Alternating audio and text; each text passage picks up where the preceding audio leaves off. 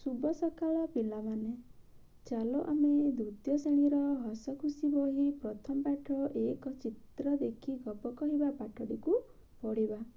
पिलामाने खूब सुंदर चित्रर गपटीए होइछि। ग्रीष्म दिन होइथाए।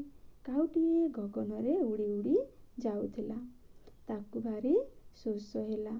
से चतुर्दिगरे जल खोजिला। से देखिला गोटिए कूଅ पाखरे माठियाटिए रखाଯାଇଛି। से माठिया पाखକୁ उड़ी उड़ी गला।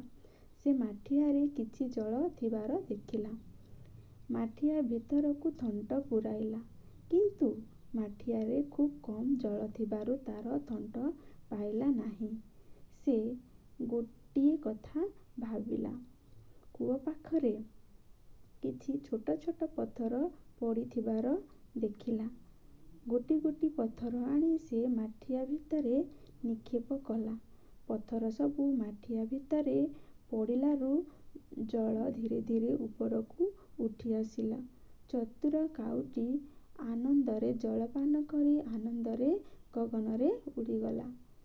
ପିଲାମାନେ, ଏ ହେଉଛି ଏଇ ଚିତ୍ରର ଗପ। ଏହି ଗପକୁ 2-4 ଥର ଶୁଣି ନିଜ ଭାଇ ଭଉଣୀମାନଙ୍କୁ କହିବାକୁ ଚେଷ୍ଟା କରିବ। ଧନ୍ୟବାଦ।